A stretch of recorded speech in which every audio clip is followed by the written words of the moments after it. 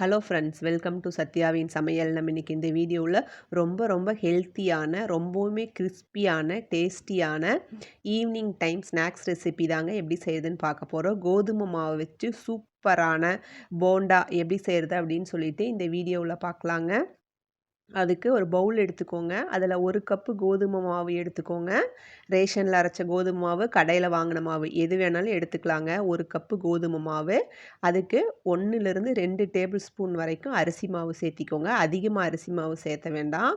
ஒரு 3/4 table spoon மிளகாய்த்தூள், இது கூடவே இந்த மாவுக்கு தேவையான அளவு உப்பு சேர்த்து ஃபஸ்ட்டு மாவில் இந்த மிளகாத்தூளும் உப்பும் நல்லா மிக்ஸ் ஆகிற மாதிரி கை வச்சு நல்லா மிக்ஸ் பண்ணிக்கோங்க.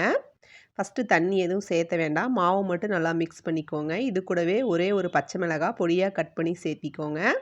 இது கூட ஒரு பெரிய வெங்காயம் இந்த மாதிரி பொடியாக கட் பண்ணி சேர்த்திக்கோங்க. பொடியாக கட் பண்ண கருவேப்பிலை கொஞ்சம், பொடியாக கட் பண்ண மல்லி இலை கொஞ்சம் சேர்த்திக்கோங்க.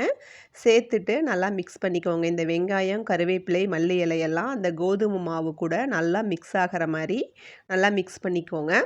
ஒரு டைம் இந்த மாதிரி நல்லா மிக்ஸ் பண்ணிவிட்டு அதுக்கப்புறமா கொஞ்சம் கொஞ்சமாக தண்ணி சேர்த்து இந்த மாவை போண்டா மாவு பதத்துக்கு மிக்ஸ் பண்ணிக்கணுங்க. ஒரே முட்டா தண்ணி சேர்த்துறாதீங்க. தண்ணி இந்த மாதிரி கொஞ்சம் கொஞ்சமாக சேர்த்து மிக்ஸ் பண்ணிக்கோங்க. இது பார்த்திங்கன்னா ரொம்பவுமே தண்ணியாட்ட போயிடுச்சு அப்படின்னாலும் பார்த்திங்கன்னா நல்லா எண்ணெய் உறிஞ்சிரும். ரொம்ப கெட்டியாக இருந்தாலும் போண்டா நல்லா சாஃப்டாக இருக்காது. அதனால் கரெக்டான பதத்துக்கு மாவு பிசைஞ்சுக்கணும்.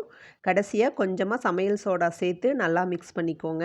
மாவெல்லாம் கலந்துட்டு கடைசியாக போண்டா போடுற சமயத்தில் சமையல் சோடா போட்டு இந்த மாதிரி நல்லா மிக்ஸ் பண்ணிக்கோங்க. மாவு பார்த்திங்கன்னா இந்த பதத்தில் தான் இருக்கணும். ரொம்ப தண்ணியாட்டவும் இருக்கக்கூடாது, ரொம்பவும் கெட்டியாகவும் இருக்கக்கூடாது. இந்த மாதிரி போண்டா மாவு பதத்துக்கு நல்லா பிசைஞ்சு எடுத்து வச்சுக்கோங்க. ஒரு கடாயில் எண்ணெய் ஊற்றி நல்லா எண்ணெய் ஹீட் பண்ணிக்கோங்க. எண்ணெய் பார்த்திங்கன்னா நல்லா ஹீட் ஆனோடனே நம்ம கலந்து வச்சுருக்கிற மாவை இந்த மாதிரி சின்ன சின்ன போண்டாவாக எடுத்து எண்ணெயில் போட்டுக்கோங்க. நீங்கள் இன்னும் சின்னதாக கூட போட்டுக்கலாங்க. நான் எப்பவும் சுடுற போண்டா மாதிரி இந்த மாதிரி சின்ன சின்னதாக கிள்ளி போட்டிருக்கேன்.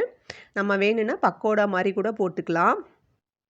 இந்த மாதிரி எண்ணெய் காஞ்சோன்னே அடுப்பை மீடியம் ஃப்ளேமில் வச்சுட்டு போண்டா போட்டுக்கோங்க. உடனே திருப்பி விடாதீங்க. நம்ம போட்ட மாவெல்லாம் பார்த்திங்கன்னா இந்த மாதிரி நல்லா மேலே எலும்பி வந்துடும். அதுக்கப்புறமா பார்த்திங்கன்னா ஒரு கரண்டி வச்சு இந்த மாதிரி போண்டாவை நல்லா எல்லா சைடும் வேகிற மாதிரி இந்த மாதிரி திருப்பி விட்டுக்கோங்க. அப்போ தான் எல்லா பக்கமும் ஒரே மாதிரி கலராக நல்லா வெந்து வந்துடும்.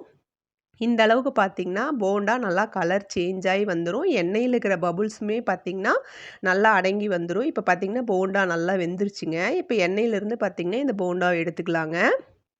நான் இன்றைக்கி பார்த்திங்கன்னா கடையில் வாங்கின கோதுமை மாவு கூட யூஸ் பண்ணலைங்க. ரேஷனில் வாங்கின கோதுமையில் அரைச்ச மாவை வச்சு தான் இந்த போண்டா சுட்டிருக்கேங்க.